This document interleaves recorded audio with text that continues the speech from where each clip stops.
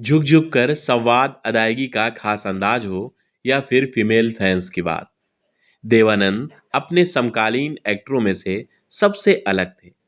बॉलीवुड में न जाने कितने हीरो आए और चले गए, लेकिन कुछ ही एक ऐसे हैं जिनके किस्सों का जिक्र किए बिना फिल्मों का इतिहास अधूरा रह जाएगा। अपने दौर में रूमानियत और फैशन आइकॉन रहे देवानंद को लेकर यूं तो कई आम किस्से मशहूर हैं, लेकिन इन सभी आम किस्सों में से हम कुछ खास किस्से देवानंद की जिंदगी से लेकर आपके लिए आए हैं। जैसे कि देवानंद साहब जब मुंबई आए तो उन्हें देवानंद बनने के लिए कितने पापड़ बेलने पड़े। आखिर वो जब मुंबई आए तो उनके पास कितने रुपए थे। कोर्ट ने आखिर किस कलर के कपड़े पहनने पर देवानंद पर पाबंदी लगा दी थी। बचपन में ऐसा क्या हो गया था कि देवानंद साहब के पिता ने देवानंद का दाखिला पढ़ाई के लिए गर्ल्स स्कूल में करा दिया था। एक्टर बनने से पहले देवानंद साहब ने कौन सी नौकरी की, उसमें उनको कितना वेतन मिलता था, तो चलिए पूरा वीडियो देखते हैं। नमस्कार दोस्तों, स्वागत है आप सभी का आपके अपने favourite YouTube channel beautiful Bollywood में।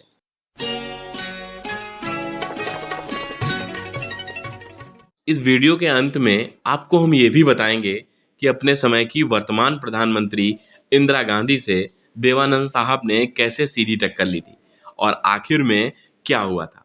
चलिए वीडियो को पूरा देखते हैं। देवानंद साहब को हिंदी सिनेमा का लीजेंड कहा जाता है। 26 सितंबर 1923 को देवानंद साहब का जन्म पंजाब के गुरदासपुर गांव में एक मध्यम वर्गीय परिवार में हुआ। देव साहब का असली नाम धर्मदेव पिसोरीमल आनंद था। उन्होंने अंग्रेजी साहित्य में स्नातक 1942 में लाहौर से किया था। देवानंद आगे भी पढ़ना चाहते थे, लेकिन उनके पिता ने कह दिया कि उनके पास उन्हें पढ़ाने के लिए पैसे नहीं हैं। अगर वो आगे पढ़ना चाहते हैं तो नौकरी कर लें। यहीं से उनका बॉलीवुड का सफ़र शुरू हो गया। 1943 में अपने सपनों को साकार करने के लिए जब वो मुंबई पहुंचे तब उनके पास मात्र 30 रुपए थे और रहने के लिए कोई ठिकाना नहीं था। देव साहब ने मुंबई पहुंचकर रेलवे स्टेशन के ही समीप एक छोटे से होटल में कमरा लिया। उनके कमरे के साथ 3 अन्य लोग भी रहते थे, जो उनकी तरह फिल्म इंडस्ट्री में अपनी पहचान बनाने के लिए संघर्ष कर रहे थे। काफ़ी दिन यूं ही गुजर गए। उनके पास पैसा खत्म हो रहा था और तब उन्होंने सोचा कि अगर उन्हें मुंबई में रहना है तो नौकरी तो करनी ही पड़ेगी। यही बात उन्होंने अपनी ऑटोबायोग्राफी रोमांसिंग विद लाइफ में भी बताई है। काफ़ी मशक्क़त के बाद उन्हें मिलिट्री सेंसर ऑफिस में क्लर्क की नौकरी मिल गई। यहाँ उन्हें सैनिकों की चिट्ठियाँ पढ़ने का काम मिला। मिलिट्री सेंसर ऑफिस में देवानंद को 165 रुपये मासिक वेतन मिलता था। इसमें से 45 रुपये वो अपने परिवार के खर्च के लिए भेज देते थे। लगभग 1 साल तक मिलिट्री सेंसर में नौकरी करने के बाद वो अपने बड़े भाई चेतन आनंद के पास चले गए, जो उस समय भारतीय जन नाट्य संघ इप्टा से जुड़े हुए थे। उन्होंने देवानंद को भी अपने साथ इप्टा में शामिल कर लिया। इसी बीच देवानंद ने नाटकों में छोटे मोटे रोल किए। नाटकों में छोटे मोटे रोल करते हुए देवानंद को अपना पहला ब्रेक प्रभात स्टूडियो की फिल्म हम एक हैं से मिला। हालांकि फिल्म फ्लॉप रही और देवानंद भी अपनी पहचान नहीं बना सके। इस फिल्म के निर्माण के दौरान ही प्रभात स्टूडियो में उनकी मुलाकात गुरदत्त से हुई, जो उस समय फिल्मों में कोरियोग्राफर के रूप में अपनी पहचान बना रहे थे। ये मुलाकात कब मित्रता में बदल गई पता ही नहीं लगा। दोनों एक दूसरे के करीबी दोस्त बन गए। 1947 में देवानंद चर्च गेट पर लोकल ट्रेन में बैठे थे। इतने में शाहिद लतीफ़ उनके पास आकर बैठे और पूछा, इन दिनों क्या कर रहे हो? देव साहब ने जवाब दिया, कुछ खास नहीं। इसके बाद ही उन्हें दूसरे दिन बॉम्बे टाकीज बुलाया गया। अशोक कुमार ने देव आनंद को फिल्म जिद्दी में हीरो बना दिया और फिल्म जिद्दी देवानंद के कैरियर की पहली हिट फिल्म साबित हुई। फिल्म की कामयाबी के बाद उन्होंने फिल्म निर्माण के क्षेत्र में भी कदम रखा। नवकेतन बैनर की स्थापना की। नवकेतन के बैनर तले उन्होंने 1950 में अपनी पहली फिल्म अफसर का निर्माण किया, जिसके निर्देशन की जिम्मेदारी उन्होंने अपने बड़े भाई चेतन आनंद को सौंपी। इस फिल्म के लिए उन्होंने उस जमाने की जानी मानी एक्ट्रेस सुरैया का चयन किया, जबकि अभिनेता के रूप में देवानंद साहब ने खुद को ही चुना। ये फिल्म बॉक्स ऑफिस पर बुरी तरह से फ्लॉप रही। देवानंद साहब ने हार नहीं मानी। देवानंद ने अपनी अगली फिल्म बाजी के निर्देशन की जिम्मेदारी अपने सबसे अजीज दोस्त गुरदत्त को सौंपी। बाजी फिल्म की सफलता कुछ इस कदर छाई कि देवानंद साहब सबसे अच्छे अभिनेताओं में शुमार करने लगे। इस बीच देवानंद साहब ने मुनीम जी, दुश्मन, काला बाजार, सीआईडी, पेइंग गेस्ट, गैम्बलर, तेरे घर के सामने और काला पानी जैसी सफल फिल्में दी। देवानंद की जिंदगी में इन सभी फिल्मों के हिट होने के साथ साथ एक फिल्म और चल रही थी। फिल्म अफसर के निर्माण के दौरान देवानंद का झुकाव फिल्म अभिनेत्री सुरैया की ओर हो गया था। एक गाने की शूटिंग के दौरान देवानंद साहब और सुरैया की नाव पलट जाती है, जिसमें उन्होंने सुरैया को डूबने से बचा लिया। इसके बाद सुरैया देवानंद से बेइंतहा प्यार करने लगती हैं।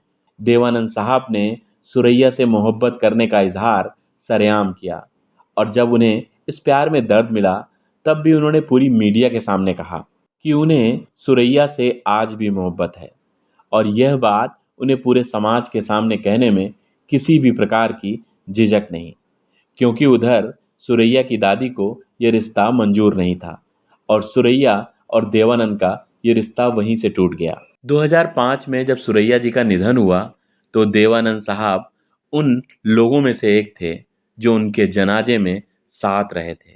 देवानंद साहब ने अपने जमाने की मशहूर हीरोइन कल्पना कार्तिक के साथ शादी कर ली, लेकिन उनकी शादी अधिक समय तक सफल नहीं रही।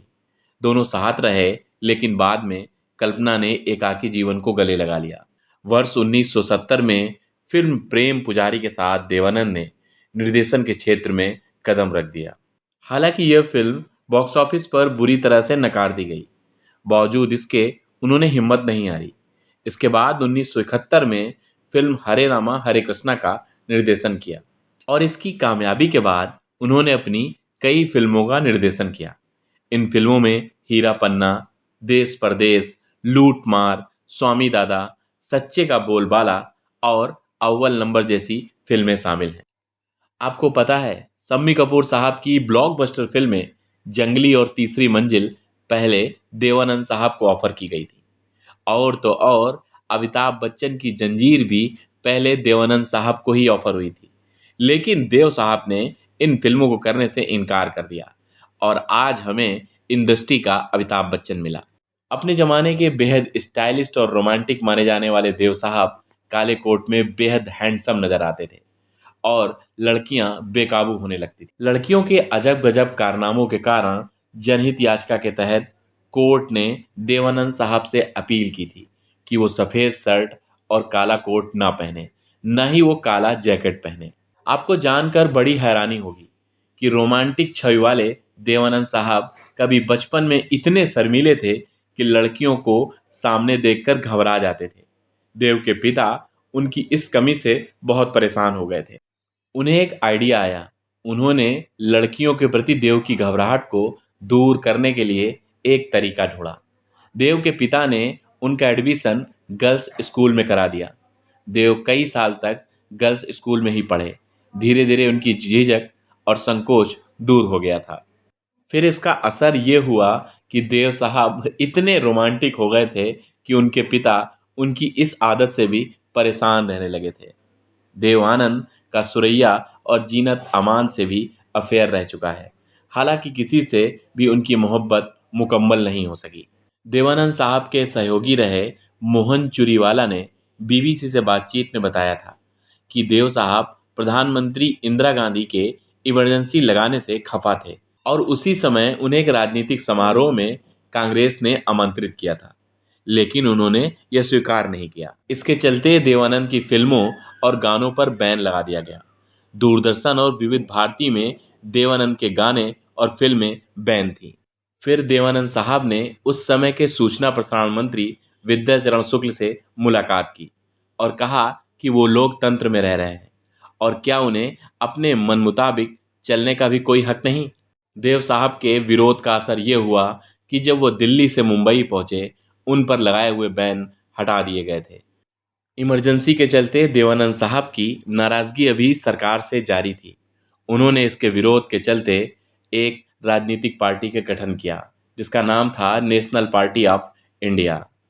पार्टी बनने के पीछे उनकी सोच थी कि देश भर से लोग उनसे जुड़ेंगे, उनकी मदद से देश में कई नई व्यवस्थाएं बन सकेंगी। लेकिन देव को एहसास हो गया कि उनके पास चुनाव लड़ने के लिए बहुत कम समय है और मनचाहे उम्मीदवार की कमी भी, जो उन्हें लगातार खल रही थी। इसलिए उन्होंने राजनीति छोड़ दी और पार्टी को खत्म कर दिया। देवानंद साहब की मुख्य अभिनेता के रूप में आखिरी फिल्म चार्जशीट थी। इस दौरान उनकी उम्र 88 साल हो चुकी थी। 4 दिसंबर 2011 को लंदन में हिंदी सिनेमा ने अपना सबसे कीमती तोहफा खो दिया। पर जब भी कभी बॉलीवुड के इतिहास की बात होगी, देवानंद का नाम जरूर लिया जाएगा। देवानंद साहब के बारे में मुझे जितनी बातें रोचक पता थी, मैंने आपको बताई। अब आप बताइएगा कि देवानंद साहब के कुल कितने भाई थे? दूरदर्शन का सबसे मशहूर जासूसी धारावाहिक तहकीकात, जिसमें देवानंद के सबसे छोटे भाई ने काम किया, आप बताइएगा उनका क्या नाम था? मैं आपके कमेंट्स का कमेंट बॉक्स में इंतजार करूंगा। मिलते हैं अगले वीडियो में। जय हिंद, जय भारत।